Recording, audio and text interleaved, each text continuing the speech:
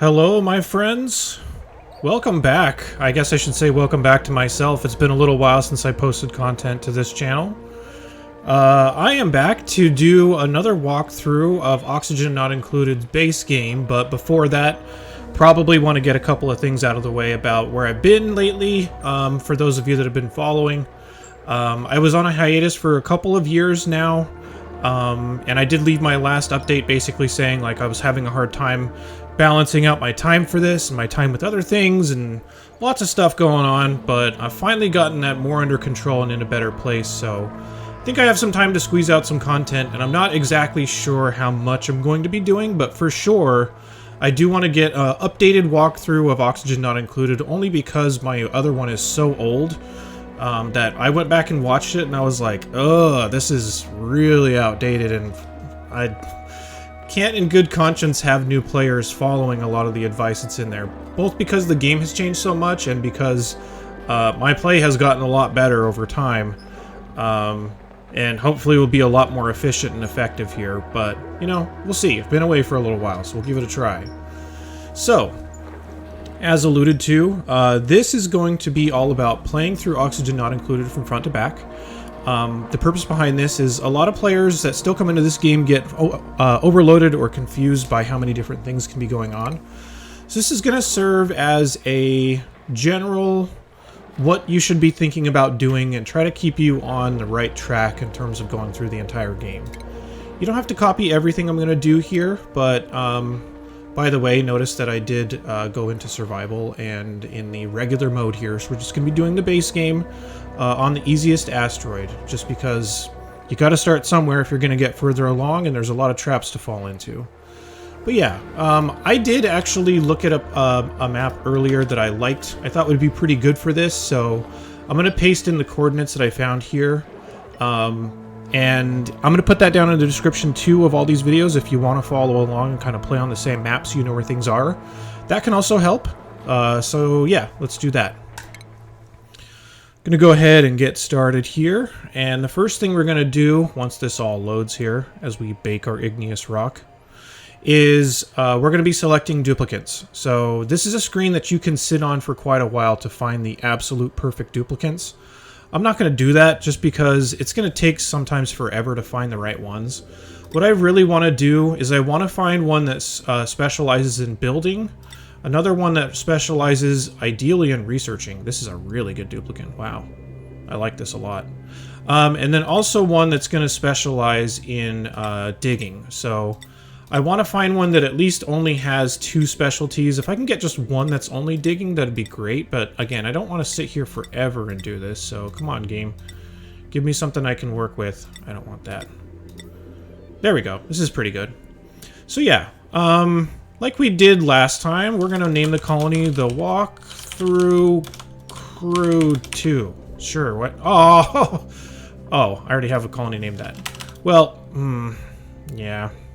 Okay, I don't know where that old one is from, so we'll just call it Walkthrough Crew again. And let's embark. So when we first get in here, obviously we have some duplicants that are there just as specialists. So I'm going to do a couple of things first. For one, I'm going to check out and look at what the interests were of each of these. This is going to be my builder, and because I'm going to have them specialize in that, I'm just going to name them that so I can easily see their information on all of the different menus that they might show up on. And especially just in plain text. You can put a hat on them, but I like to do it this way. Let's see. I think Ruby was going to be our researcher. I'll double check that here in a second. Whoa.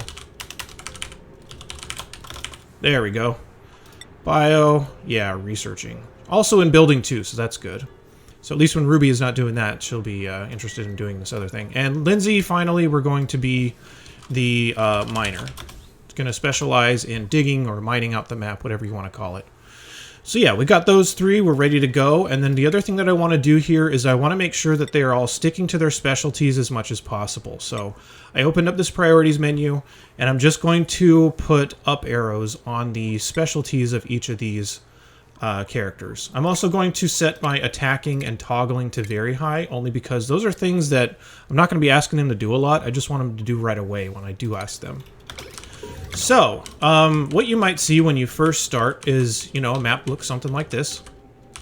And the idea here is we're going to need to expand a lot. I'm just going to zoom out to... The map is probably going to be about maybe this size. So we've got maybe about this size to work with. I want to get out on the map and find stuff as soon as possible because our goal here is going to be obviously to survive, but also to survive sustainably so that we don't run out of resources and eventually get into a point where our colony is no longer sustainable. So I'll just start off by digging in one direction. I could dig over here too, but this might open up all this carbon dioxide. I might not want to get there right away, so I'm just going to dig this way. Once I get a little bit of material, one of the first things that I want to build is an outhouse. I'll actually just build a couple of them. Actually, let me find a little bit better place to do this because I want to plan this a little bit better. Yeah, I'll move them over here just a little bit more. Let's say here and here. So the first things we want to do is build some outhouses. The next things I'm going to throw up here are cots, just so my duplicants don't have to sleep on the ground. And I don't want to build it next to this light source here, so if I can move it over just a little bit, I will. This can all be temporary, by the way. We're going to reshape and redo things quite a bit, so your first placements of things don't really need to be all that perfect.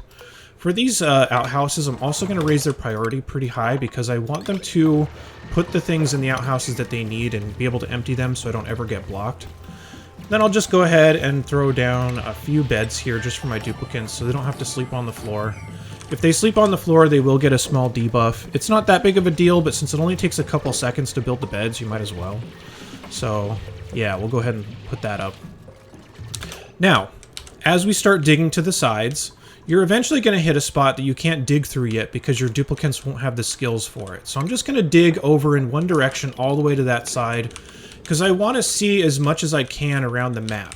I want to know where I can expand to, what areas might have some problematic things in them, that kind of stuff. I want to have as much information as possible, so I want to spread out as quickly as I can to know what's around me.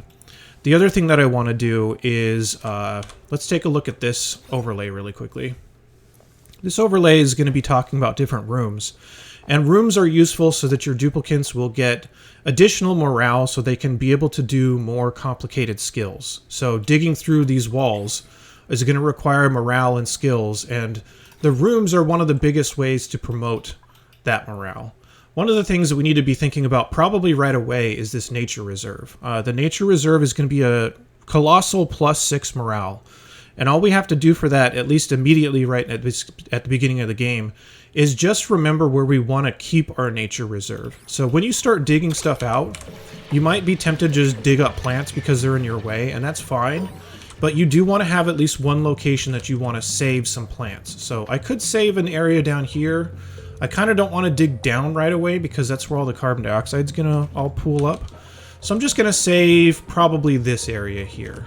There's a whole bunch of plants here that I can retain, and I can reshape and build around this and that kind of stuff. So I'm going to want to keep this, which means that I don't want to go and like dig this out. I don't want to do something like that. That's definitely a way to ruin it. I want to kind of stay away from it a little bit, but I want to also plan the structure of my base out a little bit so that I can take advantage of everything as smoothly as possible. So I'm going to go ahead and build a ladder up, and I'm going to build it right next to it, and I'll build it up like 3 columns wide.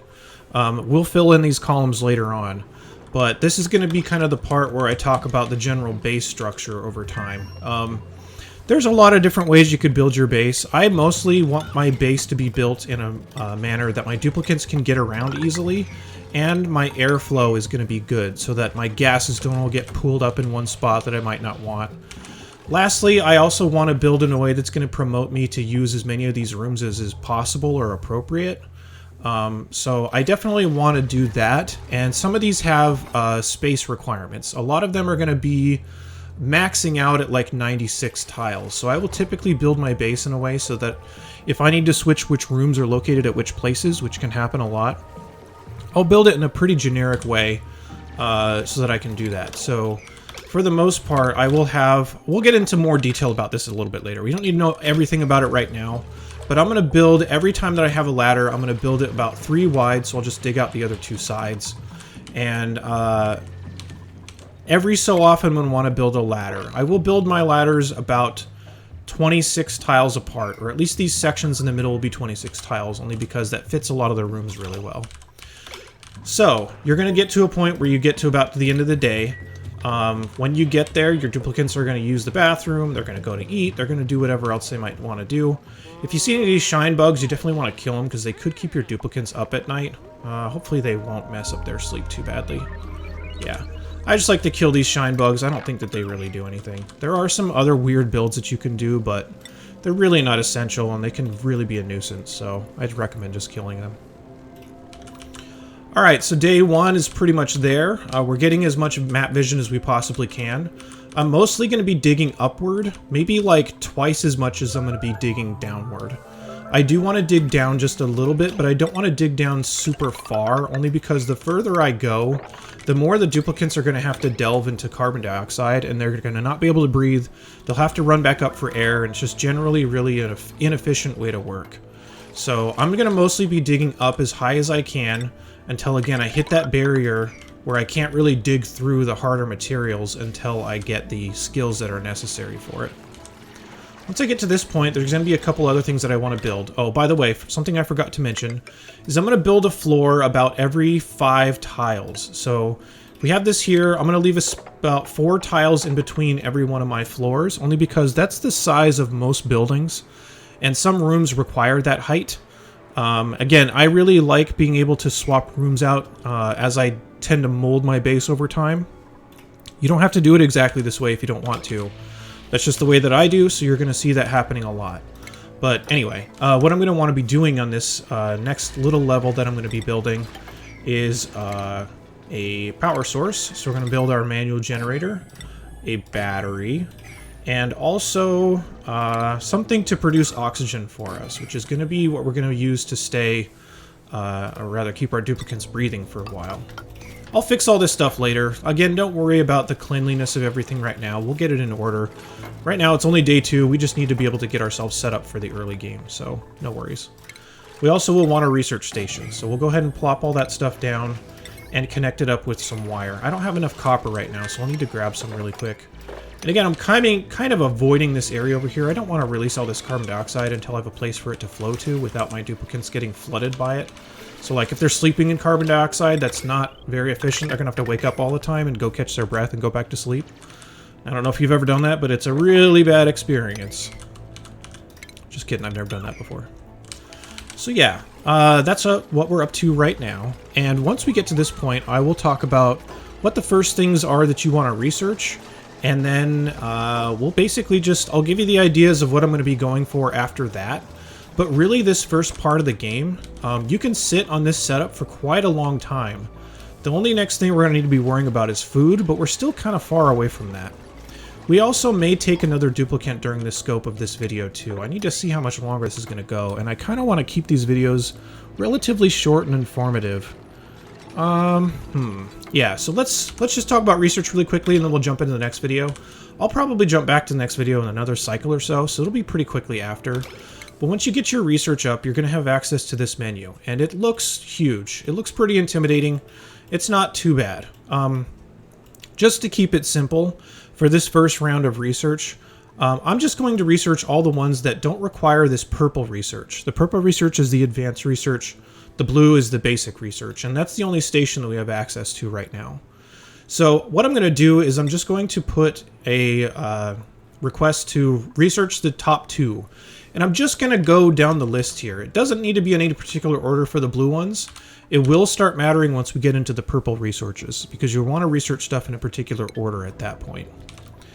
The other thing that I'm going to mention is the way that you'll want to expand and dig things out. This is going to matter as time goes on, but this is not something I would want to do every single time. What I'm going to want to do most of the time is expand with ladders. And this is not something that I talked about in my previous videos, and this is only something that I've really started to think about a lot. And that's because with this ladder expanding style, replacing these ladders with floors afterwards is pretty easy to do. But the best part is that we can use gravity to have all the supplies fall down into one central location. And then once I get a handful of space cleared out with these ladders, I can put another just regular platform for more material to fall onto. It's basically like doing all of your sweeping in advance by just expanding in a certain way. So I'm just going to start digging out a bunch of areas here, and that'll be what I'm up to. As soon as it's time for me to take my next duplicant, I'll jump back in with another video. My duplicants are going to sleep right now anyway, so there's not really anything to watch. So yeah, we'll call that good for our first video. I'll be right back with the next one, and we can continue on.